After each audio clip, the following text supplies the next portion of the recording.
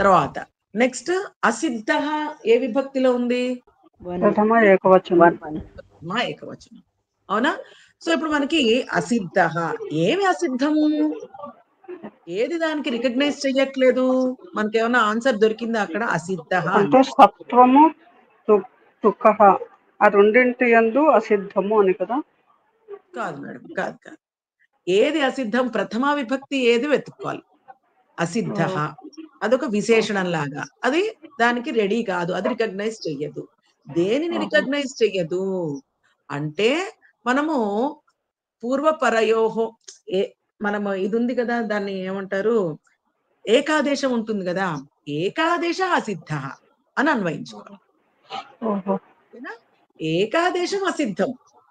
ఒకసారి సూత్రం నంబర్ చెప్పండి ఇది ప్లీజ్. 6186 మేడం. నేను స్క్రీన్ పెట్టలేదా? అయ్యో ఈ మధ్యన స్క్రీన్ షేర్ అయ్యి మిస్ అయిపోతున్నాను అసలు ప్రతిసారి.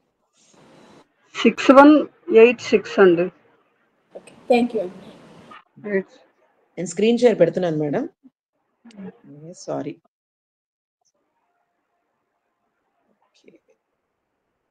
ఇక్కడ చూడండి, కనబడుతోందా? స్క్రీన్ షేర్ రాలేదా? అది వచ్చిందండి. ఏకాదేశ పదచ్ఛేదం. సో ఇక్కడ చూడండి, షత్వ తుకోర సిద్ధ. షత్వ తుకోర మీరు 7-2 అన్నారు. 7-2 అంటే ఎక్కడ ఉండాలి? దాన్ని ఏమని అన్వయించుకోవాలి? పరములో ఉంటే అని అన్వయించుకోవాలి, అంతే కదా? సప్తమిలో ఉంది అంటే ఏమిటది? పరములో ఉంటే. ఏమి పరములో ఉంటే? షత్వము మరియు తుక్ ఆగమము. ఓకేనా? ఇవి పరములో ఉంటే ఏమి అసిద్ధమవుతుంది? ఏకాదేశం అసిద్ధం అని తీసుకోవాలి. ఓకేనా? సంహితలో షత్వము అలాగే తుక్కులు పరముగా ఉంటే ఏమవుతుంది? ఇక్కడ షత్వము అని మనం తీసుకోకూడదు, సకారం అని తీసుకోవాలి ఇక్కడ. ఆ షత్వ క్రియ, ఓకేనా? ఏకాదేశ అసిద్ధ. షత్వ క్రియకి తుక్కుకి ఏకాదేశము అసిద్ధము. షత్వము షత్వ క్రియకి తుక్కు ఆగమముకి ఈ ఏకాదేశము గుర్తించబడదు. మనం మొన్న ఏం చెప్పుకున్నాము? రామేషు అని చెప్పుకున్నాం. రామేషులో ఎందుకు వచ్చింది షు? మనము రామ ప్లస్ సుప్ పెట్టుకున్నాము. రామేషు ఎందుకు వచ్చింది? సకారము స్థానంలో షకారం వచ్చింది. ఎందుకు వచ్చింది? బహువచనే జల్యంతే ప్రకారం పూర్వవర్ణంలో ఆఖరి జల్లు ఉంటే గనక అది ఏత్వం వస్తుంది. పూర్వవర్ణంలో బహువచనం అంటే సప్తమి బహువచనంలో ఏకారాదేశం అవుతుంది. అకారానికి ఏకారాదేశం అవుతుంది. ఓకే, ఆదేశ ప్రత్యయో ప్రకారం కరెక్ట్. మెయిన్ ఇంపార్టెంట్ చెప్పాల్సింది ఇన్కోహో. ఎప్పుడైతే ఇన్కోహో అన్న అధికార సూత్రం వచ్చిందో అప్పుడు మళ్ళీ ఆదేశ ప్రత్యయోహో వల్ల మనకి ఏమొచ్చింది? అక్కడ రామేషు వచ్చింది, అలాగే గ్రామేషు, ఫలేషు ఇవన్నీ వచ్చాయి. ఇప్పుడు దిక్షు ఎందుకు వచ్చింది? సప్తమి విభక్తిలో 7-3లో దిక్షు ఎందుకు వచ్చింది? దిక్ ప్లస్ సుప్రత్యయము. అది కూడా అంతే అండి, సేమ్ రూల్. ఇన్కో ఆదేశ ప్రత్యయం వచ్చింది కదండి. దిక్ ప్లస్ ఎందుకు? కావర్గం ఉంది కాబట్టి, కావర్గ వర్ణం ఉంది కాబట్టి. కరెక్ట్. ఇన్కోహ ఏం చెప్తుంది? ఇన్ ప్రత్యాహారంలోని వర్ణాలే కాదు, కావర్గపు వర్ణాలు వచ్చినా సరే అది ఏమవుతుంది? సకారము దానికి షత్వం ఆదేశం అవుతుంది. దంతవ్య సకారం కాస్త మూర్ధన్య షకారం కింద మారి. ఇక్కడ ఏత్వం దేని వల్ల వచ్చింది? రమ్మగారు చెప్పారు ఆ సూత్రం. ఏత్వం దేని వల్ల వచ్చింది? బహువచనే జలేత్. ఓకేనా? ఆ సూత్రం వల్ల ఏత్వం వచ్చింది. కానీ ఎప్పుడైతే ఏత్వము ఏకాదేశము వల్ల వస్తే, మామూలుగా అయితే ఏత్వం ఉంటే వెంటనే సకారం ఏమైపోవాలి ఆదేశ ప్రత్యయో సూత్రం వల్ల? షకారం అది మూర్ధన్య షకారం. షకారం అయిపోవాలి, మూర్ధన్య షకారం అయిపోవాలి. దంతవ్య సకారం కాస్త ఏత్వం గాని ఇక్ ప్రత్యాహారంలోని ఇన్ను ప్రత్యాహారంలోని ఏవన్నా వర్ణాలు ఉంటే వెంటనే అదేమైపోతుంది యాక్చువల్లీ మరి షకారం కింద, మూర్ధన్య షకారం కింద మారిపోవాలి. కానీ ఇక్కడ రామేషు అనేది ఏకాదేశం వల్ల వచ్చిందా, విడిగా ఏదో సూత్రం వల్ల ఆదేశం వల్ల వచ్చిందా? వేరే సూత్రం వల్ల కదా మహోదయ, బహువచనే. వేరే సూత్రం వల్ల వచ్చింది.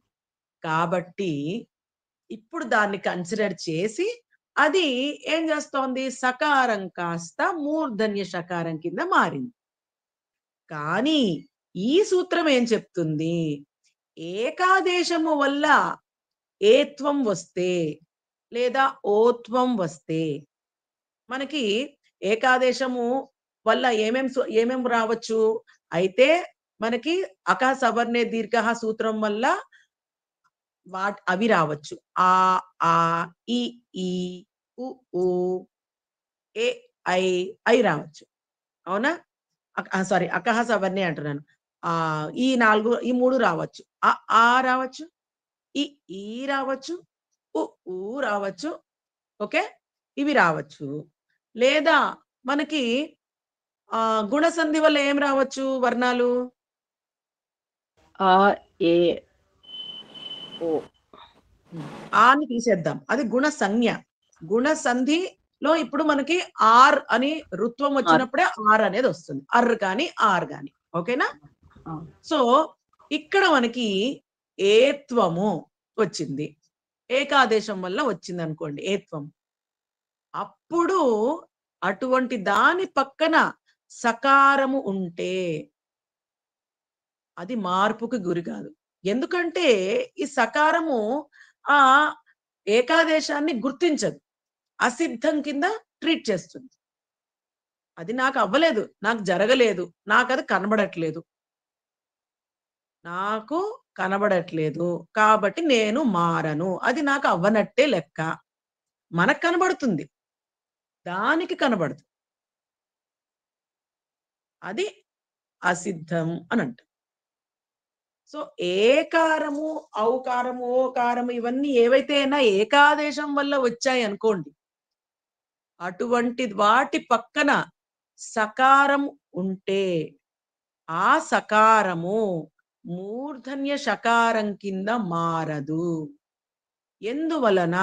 ఈ సూత్రం వల్ల. ఈ సూత్రము ఏకాదేశాన్ని అసిద్ధం కింద భావిస్తుంది, నాకది కాలేదు అని భావిస్తుంది కాబట్టి మార్పు జరగదు. గుర్తుపెట్టుకోండి, ఏ సందర్భంలో ఏత్వం ఓత్వం ఇన్ కోహ వర్ణాలు వస్తున్నాయో గమనించాలి. ఏ సందర్భంలో ఏంటిది ఏకాదేశం వల్ల వస్తున్నాయో గమనించాలి. ఏకాదేశం వల్ల వస్తే మార్పు జరగదు, సత్వం కిందే ఉంటుంది, షత్వము అవ్వదు. ఉదాహరణ చూసారా ఎవరన్నా? మన అష్టాధ్యాయులో ఎవరన్నా చూసారా?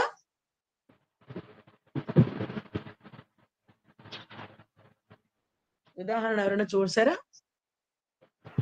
ఇక్కడ కింసు అని ఇచ్చారు, అదే కదండి? అది చెప్తారు, కోస్య. ఓకేనా? కిం అస్య అవన్నీ ఉన్నాయి కదా, అవన్నీ మనకి ఎగ్జాంపుల్స్. ఒకసారి చూస్తారా ఎవరన్నా? స్క్రీన్ మీద పెట్టినా లేకపోతే ఓపెన్ చేసుకున్నామండి. స్క్రీన్ మీద పెట్టండి మేడం. పెట్టాను మేడం, పెట్టాను, చూడండి. ఓకే, కోస్య అన్నది రావాలి మనకి, రూపసిద్ధి. అవునా? ఇప్పుడు మనము అవగ్రహ చిహ్నం అనేది తర్వాత యాడ్ చేయబడింది. మామూలుగా అయితే ఏమిటి, కోస్య అని అంటాం. అవునా? ఏంగా పదాంతదత్తి అంటే అవ్వడం వల్ల ఏమవుతోంది మనకి కోస్య అని అంటున్నాం. మరి కో ఉంది, కో వెంటనే ఏమొచ్చింది సకారం వచ్చింది. కో వెంటనే గనక సకారం వస్తే లెక్క ప్రకారం ఏమవ్వాలి ఇన్కోహో ఆదేశ ప్రత్యయోహో సూత్రం ప్రకారము షకారం అవ్వాలి, మూర్ధన్య షకారం. షకారం అవ్వాలి. కానీ ఇక్కడ అవుతోందా? అది ఇప్పుడు తుకో ప్రకారం అవ్వదు కదండి. అవ్వలేదు. కరెక్ట్. షత్వ తుకోర సిద్ధ అన్న సూత్రం వల్ల అవ్వలేదు. ఎందుకు అవ్వలేదు ఆ వివరణ ఇక్కడ ఉంది. ఆ వివరణ ఇక్కడ ఇవ్వబడింది. చూసారు కదా, మనము కిమ్ అన్న దానికి కిమ్ అస్య అని చెప్పాలనుకోండి, మనకి కిమః కహ అన్న సూత్రంతో ఆ కిమ్ స్థానంలో మనకి క అనేది వచ్చేస్తుంది. అది సూత్రాలు మనం ఇంకా చదవలేదు కదా, కానీ అక్కడ చూడండి యాంకర్ బొమ్మ పక్కన ఇతి క ఆదేశ అని చెప్పారు. దానివల్ల కిమ్ స్థానంలో మనకి క అనేది వచ్చింది. మామూలుగా మీ అందరికి తెలిసిందే కదా, సు ప్రత్యయము విసర్జనీయస్య సహా, సులో ఏమైపోతుంది అనునాసికతో కూడిన ఉకారము ఉపదేశే అజనునాసిక ఇత్ తోటి ఇత్సన్నికమయ్యి తస్య లోపః తోటి లోపించి సకారం మిగిలిపోతుంది.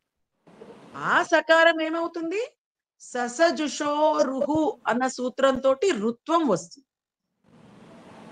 ఆ రుత్వం వచ్చిన దానికి మళ్ళీ ఉపదేశే అజనునాసిక ఇత్ తస్య లోపః తోటి అనునాసికతో కూడిన ఉకారము లోపిస్తుంది. లోపించి కేవలం రేఫ మిగులుతుంది. ఆ రేఫ నుంచి ఉత్వ సంధి వస్తుంది. మనం ఇంకా డెప్త్ లో అతోరోర ప్లుతాద ప్లుతే చదువుకోలేదు కాబట్టి నేను స్కిప్ చేస్తున్నాను. ఉత్వం వస్తుంది. ఉత్వం ఎప్పుడు వస్తుంది అటు ఇటు హ్రస్వ ఆకారం ఉంటే, రేఫకు అటు ఇటు హ్రస్వ ఆకారాలు ఉంటే అప్పుడు ఉత్వం వస్తుంది అని చెప్పే సూత్రమే అతోరోర ప్లుతాద ప్లుతే. అందువల్ల మనకి ఉ వచ్చింది. ఆ తర్వాత అకారస్య ఉత్తరవర్తి వర్ణః కః ఉకారः अस्ति. ద్వయోః మేలనేన కిం భవతి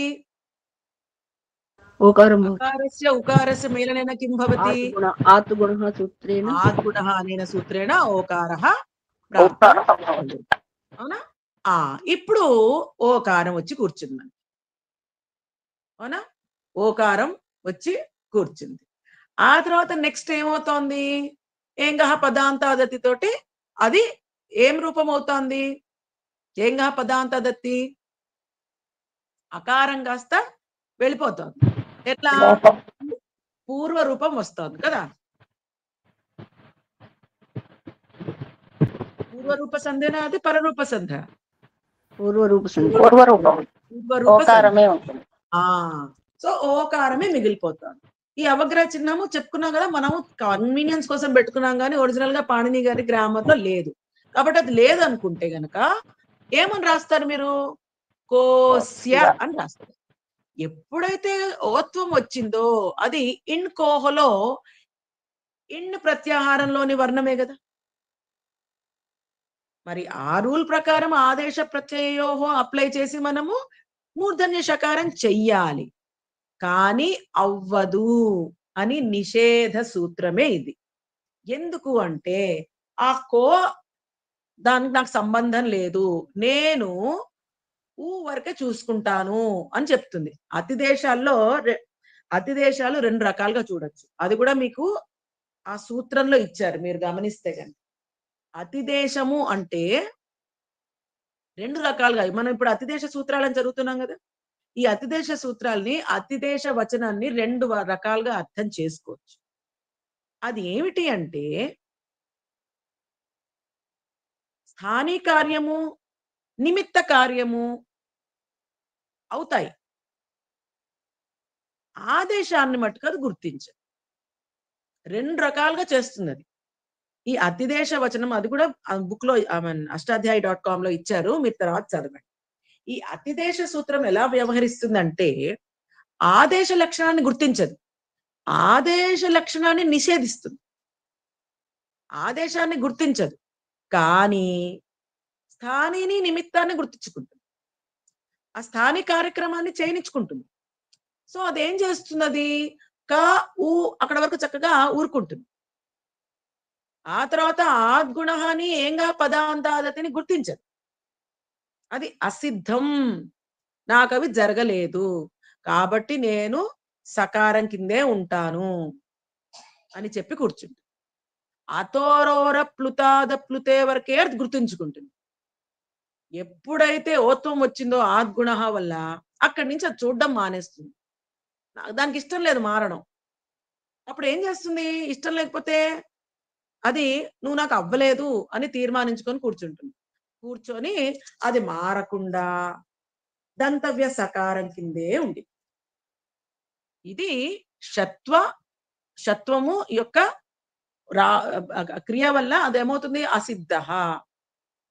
షత్వం చేయడానికి అది అసిద్ధం, అది అవ్వలేదు. నా ఉద్దేశంలో అది ఓత్వం అవ్వలేదు కాబట్టి నేను షత్వం కింద మారను, నేను సకారం కిందే ఉంటాను అని చెప్తాను.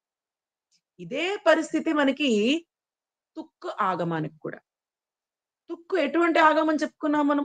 ఈ పాయింట్ అర్థమైందా అందరికి, ఎందుకు మారలేదు అనేది? అమ్మా నాకు చిన్న డౌట్ ఉందమ్మా. చెప్పండి మేడం. మనకు ఇప్పుడు నేను అది రంగారెడ్డి చెప్పండి సార్. మేడం అది 8 to 66 జరిగింది కదా ఒకటి సజశోరుహు అనేది. యాక్చువల్గా 8 to 1 కన్ నుంచి అది త్రిపాదిలోకి వెళ్ళిపోతాం కదా మనం. త్రిపాదిలోకి వెళ్ళిపోయినా సార్, త్రిపాదిలో కూడా కొన్ని ఎక్సెప్షన్స్ ఉన్నాయన్నమాట. త్రిపాదిలో కూడా అనే సూత్రం 8 to 1 నుంచి వెనక్కి వెళ్ళలేము కదా మనం, బ్యాక్ వెళ్ళలేము కదా. 8 to 1 దాటామంటే నెక్స్ట్ వెనక్కి రాలేము కదా.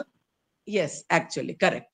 దాని వల్లనే ఈ సూత్రాలు ఇప్పుడు మనం చదువుతున్న సూత్రం పనిచేయదు అని అనుకుంటున్నాను. దాని వల్ల నేను, ఎందుకంటే సజశోరుహు అనేది త్రిపాదిలో జరిగిన కార్యం కాబట్టి ముందు జరిగిన సపాద దాంట్లోది సప్తాధ్యాయులో జరిగిన సూత్రాలని తీసుకోవద్దు అనుకుంటున్నాను. అతోరోర ప్లుతాద ప్లుతే గుర్తుపడతాం చూడండి, మీరు గమనించారా? అది సపాద సప్తాధ్యాయులోది కదా 6:1. అవును కదా, అవునమ్మా. సపాద సప్తాధ్యాయులో గుర్తుపడుతోంది. మళ్ళీ ఇప్పుడు త్రిపాదిలోకి వెళ్ళిన సపాద సప్తాధ్యాయులో గుర్తుపడుతోంది, అంతవరకు గుర్తుపడుతోంది.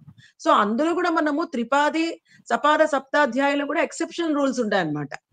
ఓకేనా? ఎప్పుడు అది చూస్తుంది, ఎప్పుడు దాన్ని రికగ్నైజ్ చేస్తుంది, ఎప్పుడు అది రికగ్నైజ్ చేయదు అన్న రూల్స్, కొన్ని ఎక్సెప్షన్ రూల్స్ ఉన్నాయన్నమాట. ఓకేనా? సో ఇక్కడ ఏమవుతోంది, అతోరోర ప్లుతాద ప్లుతే వరకు అది గమనిస్తోంది, అది సపాద సప్తాధ్యాయులో అయినప్పటికీ. కాబట్టి మనం తీసుకునేది ఓన్లీ అతోరోర ప్లుతాద ప్లుతే వరకే అది కన్సిడర్ చేసింది. ఆద్గుణహాని ఏంగా పదాంతాదతిని కన్సిడర్ చేయాలి. దాని వల్ల మనకి ఇది వచ్చింది. ఓకేనా? క్లియరా అందరికి? ఓకే, సరే. నెక్స్ట్, సో ఎందుకంటే మనము పూర్వత్రా సిద్ధంలో చాలా ఎక్సెప్షన్ రూల్స్ ఉంటాయి అన్నమాట. అటు ఇటు జంప్ అవుతాయి కొన్ని. సో అది దాన్ని ఏమంటారంటే అది స్టెడ్ ఫాస్ట్ రూల్ కాదు, దానికి కూడా కొంచెము వల్నరబిలిటీ ఉంటుంది అనమాట. ఓకేనా? సరే, ఇప్పుడు ఈ రెండు సూత్రాలని అది గుర్తించదు కాబట్టి అది అతోరోర ప్లుత ఉత్వ సంధి వరకే ఆ క్రియను ఆపేసుకొని అది నేను ఇంకా మారను ఫర్దర్ గా అని చెప్తుంది. కానీ మనం చెప్పేటప్పుడు మటుకు, మనం రాసేటప్పుడు దాన్ని కోస్య అని ఫుల్ గా కంప్లీట్ చేసుకునే రాస్తాం. కనబడింది దేనికి? ఓన్లీ ఆ షత్వ కార్యానికి కనబడలేదు ఆ ఓత్వం, మనకు కనబడుతోంది. మనం చదివేటప్పుడు మటుకు కోస్య అనే చదవాలి. ఇది కొంచెము ప్రౌఢ విషయము, కానీ నెమ్మదిగా మనకు అర్థమవుతుంది. 2 సార్లు 3 సార్లు వినంగానే అర్థమవుతుంది. ఇప్పుడు తుక్ ఆగం ఉంది, ఒక ఎగ్జాంపుల్. మనము ఆగమాలు ఎన్ని రకాలని చెప్పుకున్నాము మొత్తం వ్యాకరణ శాస్త్రంలో? 3 రకాలు. అవునా? ఏమేమిటవి ఆ 3 రకాల ఆగమాలు? Kith myth టిత్. ఓకేనా? కిత్ మిత్ టిత్ అంటే టకారం లోపించేది ఒకటి, ఇత్సంజ్ఞ అయ్యేది ఒకటి, కకారం ఇత్సంజ్ఞ అయ్యేది ఒకటి, మకారం ఇత్సంజ్ఞ అయ్యేది ఒకటి. ఇక్కడ తుక్ అనే ఆగమం వస్తుంది. ఇది ఆ మూడిట్లో ఎటువంటి ఆగమము?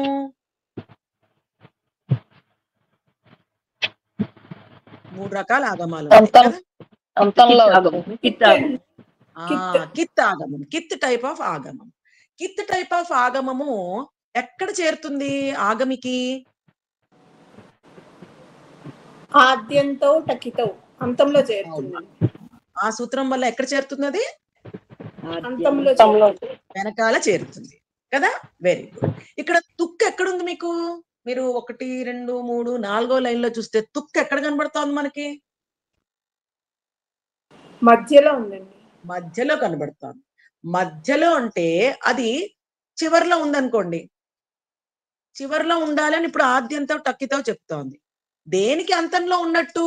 అధికి అంతంలో ఉన్నట్ట, యకారానికి అంతంలో ఉన్నట్ట అది? అధికి అంతంలో ఉన్నట్టు. అధి అనేది ఇక్కడ ఆగమి, తుక్ అనేది ఆగమం. ఇలాంటి చోట్ల ఎందుకు తుక్కుని అక్కడ పెట్టాము అని చెప్పేదే ఈ సూత్రం. ఆ యకారాన్ని కన్సిడర్ చేసి దానికి ఎంతసేపు ఆగమితోటే పని. ఆగమంకి ఎప్పుడు ఆగమితోటే పని. సో ఆగమి ఎక్కడుందో చూసుకుంది, దాని వెనకాల వచ్చి కూర్చొని చేరిపోయి, దాని వెనకాల ఆల్రెడీ ఏదన్నా ప్రత్యయం ఉందనుకోండి, దాన్ని తోసేస్తుంది. తోసేసి దీని వెనకాల స్థానం నాకే అనేసి అక్కడ వచ్చి కూర్చుంది. అదే ఆద్యంతవు టక్కితవు అని ఇన్ని రోజులు మనం చదివిన సూత్రం యొక్క యూజ్ అది. సో ఇక్కడ ఏమవుతోంది మనకి? ఇది స్వప్రత్యయంది చూస్తున్నాం మనం. అది అనేది ఏమిటి? ఉపసర్గన ప్రాదియా? మనం నిన్న చెప్పాను నేను. ఉపసర్గ. ఉపసర్గ అని ఎందుకు చెప్పారు? ప్రపరాపసం అనోవనిసి దుసుదుర్వియాంగ్ ఇవన్నీ 22 కూడా నేను ప్రాదులు అన్నాను. నేను ప్రాదులకి ఉపసర్గలను కూడా సంజ్ఞ వచ్చింది. ఉపసర్గ సంజ్ఞ ప్రాదులకు ఎప్పుడు వస్తుంది? ప్రాతిపదిక కాదు, ధాతు ఉపసర్గలకి ఉపసర్గలు ఆ సంజ్ఞ ఎప్పుడు వస్తుంది? అదే వాటికి ముందు వచ్చి క్రియలతోటి కలిసినప్పుడు. ఓకేనా? అంటే క్రియలు అంటున్నాను, ధాతువులతో కలిసినప్పుడు. ధాతువులకి ముందు అవి అటాచ్ అయితే కనుక అవే ప్రాదులకి ఏమొస్తుంది? ఉపసర్గ సంజ్ఞ వస్తుంది. ఓకేనా? అర్థమైందా? ఇవే 22, కానీ ఎప్పుడైతే అవి ధాతువులకి ముందు చేరాయో వాటికి ఉపసర్గ సంజ్ఞ వస్తుంది. అది దాన్ని సూత్రం ఒకసారి చూడండి. ఉపసర్గే ధాత్వ ఏదో ఉంటుంది, అది సూత్రం మర్చిపోయాను నేను. రంగనాథ్ గారు మీకు ఏమన్నా సూత్రం గుర్తుందా? అది ధాతుర్యోగనే ఏదో ఉంటుంది. ప్రాదయ అన్న సూత్రం కొట్టండి. ప్రాదయ అన్న సూత్రం కొట్టండి. క్రియాయోగే అని ఒకటి ఉందండి. అదే కరెక్ట్, ఆ సూత్రం. చదవండి మేడం సత్యలక్ష్మి గారు, ఆ సూత్రం చదవండి అర్థం. అలాగే. ప్రాదిగణే నిర్దిష్టాః శబ్దాః క్రియాయాః యోగే ఉపసర్గ సంజ్ఞకాః భవంతి. నెంబర్ ఎంత? 1459 అండి.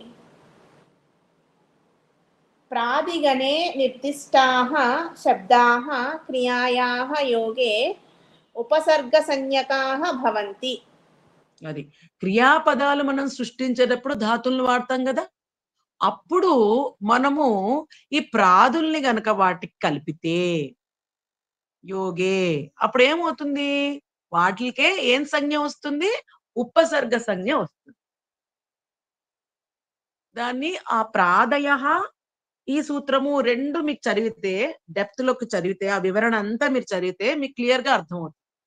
ఏ సందర్భంలో దాన్ని ప్రాదులు అంటారు, ఏ సందర్భంలో వాటిని ఉపసర్గలు అంటారు అన్న భేదం చాలా సుస్పష్టంగా ఇవ్వబడింది. అది మీకు టైం దొరికినప్పుడు చదువుకోండి. సరే, ఇక్కడ ఈ దీనికి మనము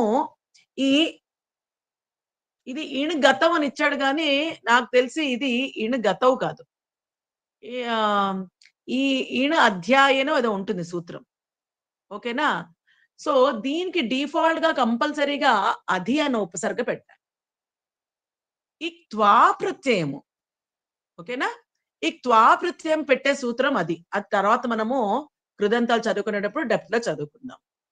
ఓకే, ఏ సూత్రంతో పెట్టారు అన్నది ఆ త్వా ప్రత్యయము ఆ సూత్రంతో 3, 4, 21 సూత్రంతో త్వా ప్రత్యయం యాడ్ చేయబడుతుంది. యాడ్ చేయబడిన తర్వాత ఇలా 3 ఉన్నాయి మనకి. ఒకటేమో ఉపసర్గ, ఒకటేమో ధాతువు, తర్వాత ప్రత్యయము. ఈ 3 వచ్చినప్పుడు దేన్ని ఫస్ట్ చేసుకోవాలి? ఇకారంని త్వాని వాటి పని ముందు ముగించుకొని ఆ తర్వాత అధిని యాడ్ చేయాలా, లేదా అధి ప్లస్ ఈని కలిపిన తర్వాత త్వా యాడ్ చేయాలా అన్న సందేహము వస్తుంది. అప్పుడు పాణిని గారు ఆల్రెడీ చెప్పారు, నిర్దేశం ఏమిచ్చారు ఆయన, ఇది అంతరంగ కార్యం.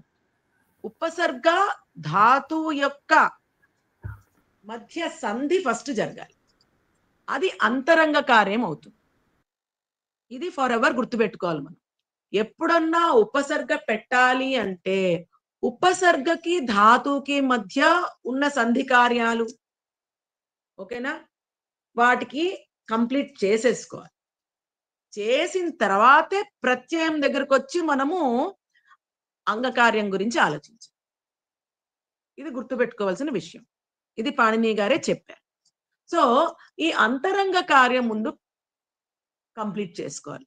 సో ఈ అన్న ధాతువు ఇన్ అనేది ఉంది ధాతువు, దానికి ఇత్సంజ్ఞ చేసేసాము, నకారం తీసేస్తే ఈ అనేది దృశ్య రూపం మిగిలింది. ఆ ధాతు రూపానికి అధి అన్న ఉపసర్గ జోడించారు. ఉపసర్గ జోడించిన తర్వాత అధి ప్లస్ ఈ ఏమైపోతోంది? అధి అధి అయింది. ఓకే, అక సవర్ణే దీర్ఘ తోటి అధి అయింది. ఓకే, తర్వాత మనకి ఈ త్వా ప్రత్యయానికి మనము ఉపసర్గ యాడ్ అయితే దానికి ల్యప్ వస్తుంది అని చెప్పాడు. ల్యబాదేశ అవుతుంది. ఓకే, సమాసే అనై పూర్వే త్వో ల్యప్, దీనికి ల్యప్ పెట్టచ్చు. ఈ ల్యప్ పెట్టాం అంటే ఉపసర్గ ఉంటేనే ల్యప్ పెట్టాలి అనేది అది లేదు. ప్రస్తుతానికి మన అందరికీ అండర్స్టాండింగ్ అయింది ఏంటంటే ల్యప్ ఎప్పుడు వస్తుంది అంటే ఉపసర్గ ఉంటేనే వస్తుంది అని, అది కాదు రూలు. కానీ ఇప్పుడు దాని గురించి చర్చించకుండా మనం ఏం చేద్దాము, త్వా స్థానంలో ల్యప్ వచ్చింది.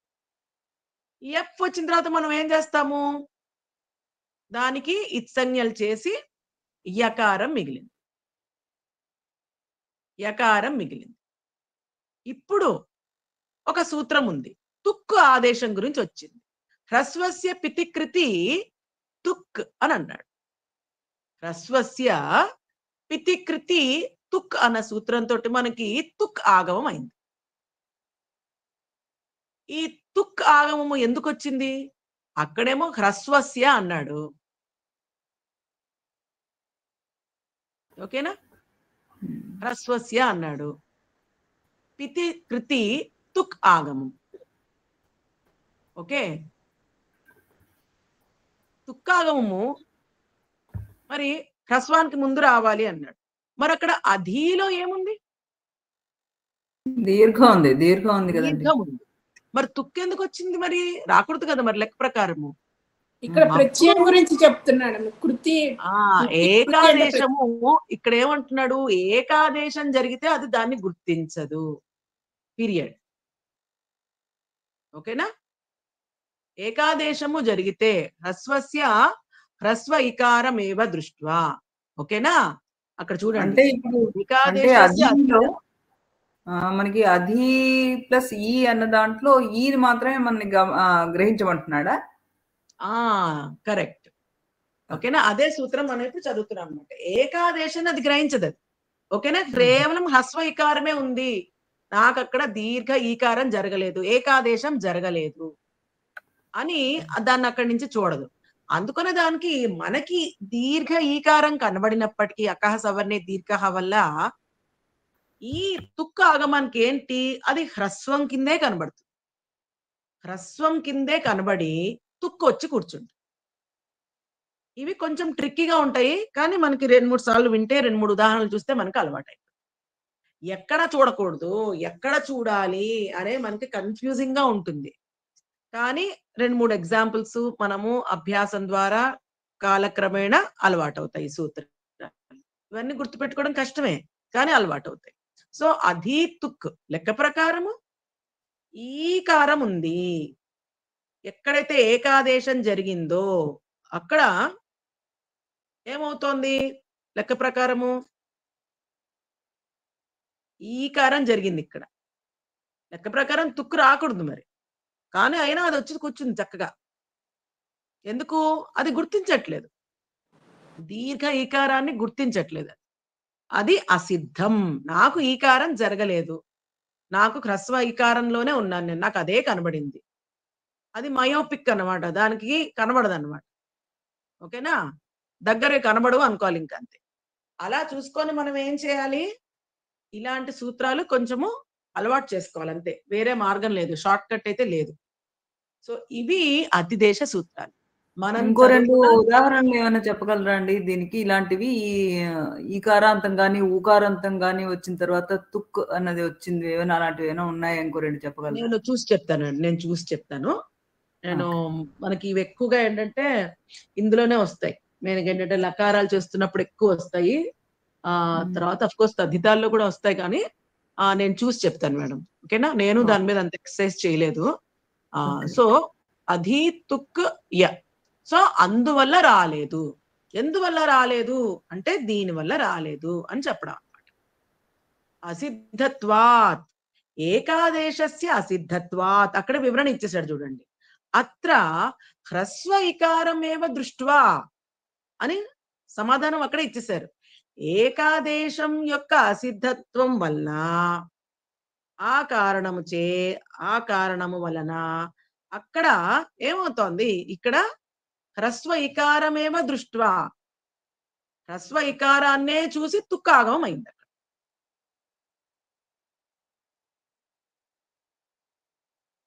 కొంచెం అర్థమైందా ఎందుకు అక్కడ ఏకాదేశం యొక్క ప్రభావం ఏమిటి చూడండి. ఏకాదేశం యొక్క ప్రభావము దేని మీద పడుతోంది మనకి? ఆద్యంత వచ్చ ఏం చెప్తోంది? అంత్యాది వచ్చలో ఏం చెప్తోంది? అది అక్కడ ఏం చెప్తోంది? ఆ ఏకారానికి 2 తత్వాలు రావచ్చు. ప్రాతిపదిక అప్రాతిపదిక ఉన్నాయనుకోండి, దానికి ప్రాతిపదిక తత్వము రావచ్చు, అప్రాతిక తత్వము రావచ్చు. ప్రత్యయము అప్రత్యయము ఉన్నాయనుకోండి, మనకు కావాల్సిన అవసరాన్ని బట్టి దానికి ప్రత్యయ తత్వం అన్నా ఇవ్వచ్చు, ప్రత్యయ తత్వం ఇవ్వను పోవచ్చు. ఓకేనా? అలా అక్కడ జరిగింది. ఇక్కడ ఏం జరుగుతోంది? పని జరిగినప్పటికీ, ఏకాదేశం జరిగినప్పటికీ అక్కడ షత్వక్రియ జరగట్లేదు. ఎందుకంటే సత్వం దాన్ని గుర్తించట్లేదు. సత్వం గుర్తించకుండా ఆ ఏకాదేశాన్ని నేను మారను అని కూర్చుంది. అలాగే తుక్కు ఏం చేస్తోంది? తుక్కు ఎప్పుడు రావాలి? హ్రస్వం ఉంటేనే రావాలి. ఇక్కడ అదేం చేస్తోంది? అది ఆ హ్రస్వాన్ని చూస్తోంది. ఆ అకసవర్ణే దీర్ఘ వల్ల అయినటువంటి దీర్ఘం దానికి కనబడట్లేదు. అసిద్ధం చెప్పాం కదా.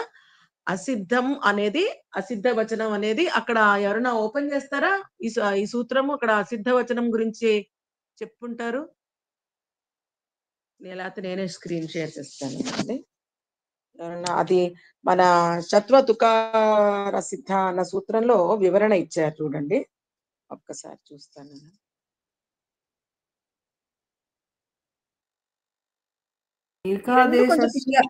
ఏకాదేశస్య సిద్ధత్వం ఒకటి ఇచ్చారండి, దాని కింద మరి సిద్ధత్వం అన్నది ఇక్కడ షత్వ తుకోర సిద్ధలో ఇచ్చారు మేడం. ఇక్కడ చూడండి, భారతి గారు చదువుతారా మీరు? రెడ్ అక్షరాల్లో ఉన్నది నెంబర్ చెప్పండి. 6186 లో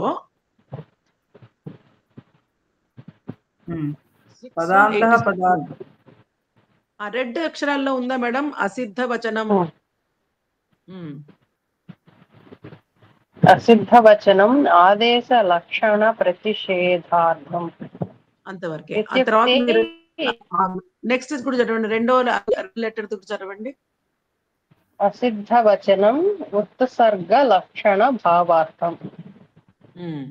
ఇక్కడ అసిద్ధం అన్నదాన్ని ఎలా తీసుకోవాలన్న వివరణ ఇచ్చారన్నమాట. ఓకేనా? మీరు ఒకసారి చదవండి, తర్వాత నేను ఎక్స్ప్లెయిన్ చేస్తాను మళ్ళీ. ఓకే, ఇది మీ అంతటి మీరు ఒకసారి చదివితే మీకు కొంచెం మీ లాజిక్ అంతా అప్లై చేసిన తర్వాత అప్పుడు నేను మళ్ళీ ఎక్స్ప్లెయిన్ చేస్తాను. సో అసిద్ధ తత్వం అనేది అసిద్ధ వచనానికి 2 అర్థాలుగా తీసుకోవచ్చు అనమాట. 2 ప్రయోజనాలు ఉన్నాయి. ఆ ప్రయోజనాలే చెప్తున్నారనమాట. సో ఏ కారణం చేత అక్కడ అయినా సరే అక్కడ మనకి ఏకాదేశాన్ని అది గుర్తించట్లేదు అన్న వివరణ మనకి తెలియాలి అంటే ఆ 2 పాయింట్స్ మనం చదవాలి. చదివితే మీకు అర్థమవుతుంది. మనకి మధ్యలో మెదిలే అన్ని ప్రశ్నలకి ఇక్కడ కిమావళి ఇచ్చారు. మనము సూత్రాల్లో డెప్త్ లోకి వెళ్తే ప్రతి ప్రశ్నకి జవాబు ఉంటుంది మనకి. ఎందుకు ఈ సూత్రం తీసుకున్నారు, దీన్ని కిమావళి అంటారు. ఇది కిమ్, ఇది కిమ్, ఇది కిమ్ అనే ప్రశ్నలు వస్తూ ఉంటాయి అన్నమాట. దానికి ప్రతి పాయింట్ కి మనకి ఇక్కడ నీలేష్ గారు చాలా చక్కగా, ఇది ఈజీ విషయం కాదు.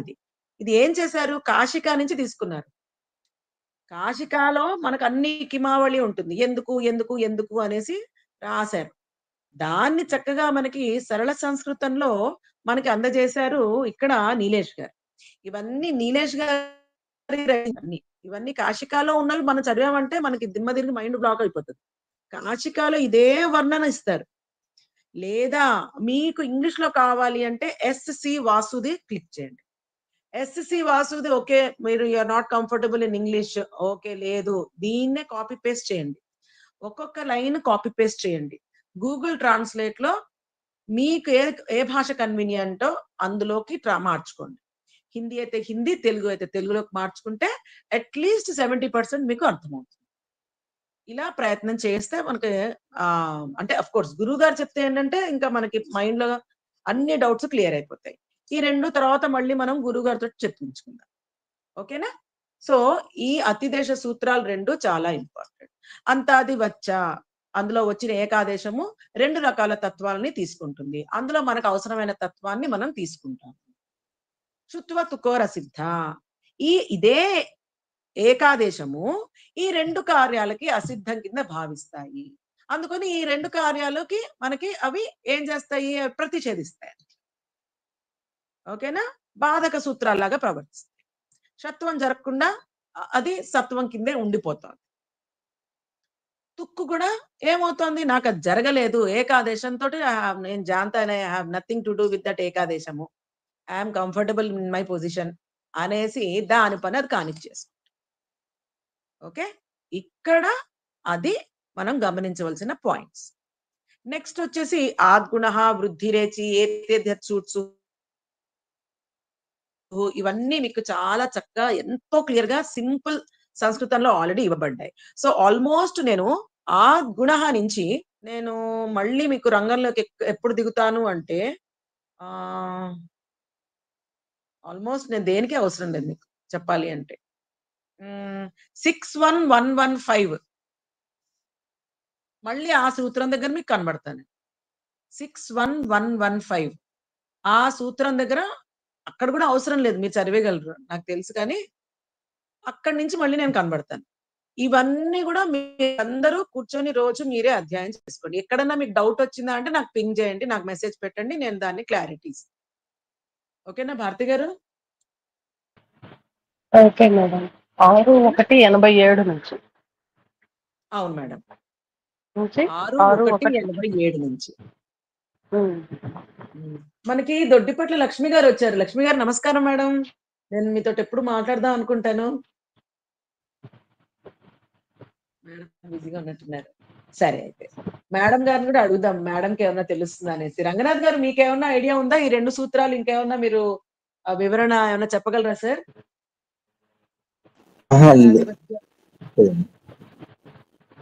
చూడండి ఎవరన్నా సరే మీరు అంటే నాకు తెలిసి ఇప్పుడైతే అట్ ప్రెసెంట్ మనం అదే 2 సూత్రాల్లో స్టక్ అయిపోతే ఆల్మోస్ట్ మనకి వాల్యుబుల్ టైం మనం కోల్పోతాం. కాబట్టి మనం వాటిని పక్కన పెట్టేద్దాం.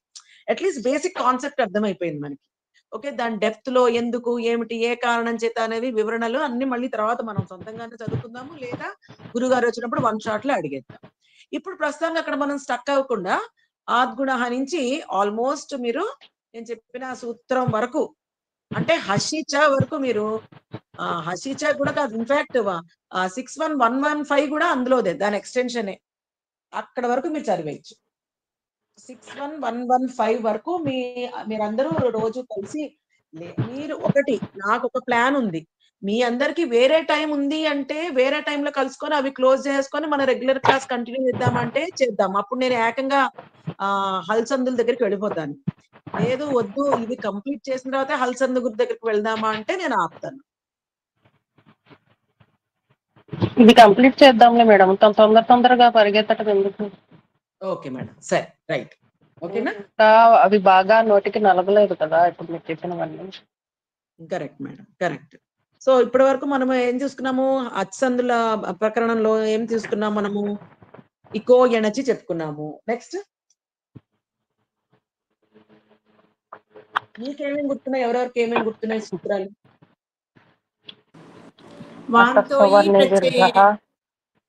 వాంతో ఈ ప్రత్యయ చెప్పారు. నెక్స్ట్ ఇంకేం చెప్పుకున్నాం మనము? ధాతోస్తన్నిమిత్తస్యైవ ఓకే, క్షయ్య జయ్యౌ శక్తార్థే కయ్యస్తదర్థే.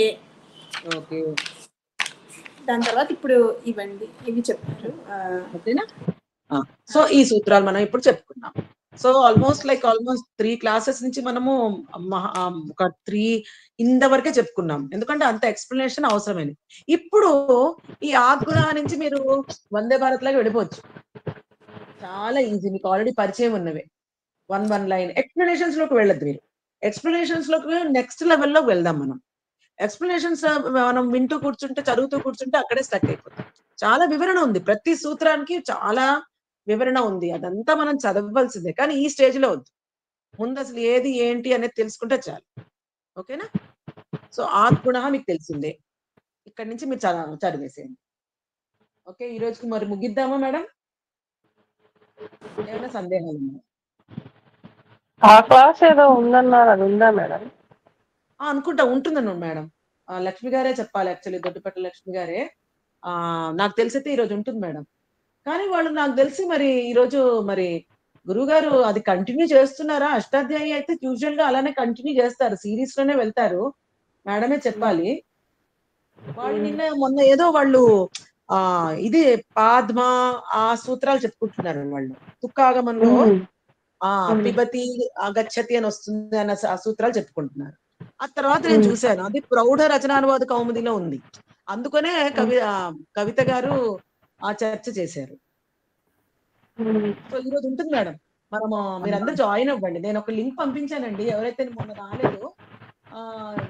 ఆచార్య వీర లోకేష్ గారని అష్టాధ్యాయి చెప్తున్నారు, వారు ఇప్పుడు 6 అధ్యాయంలోనే ఉన్నారు. 6th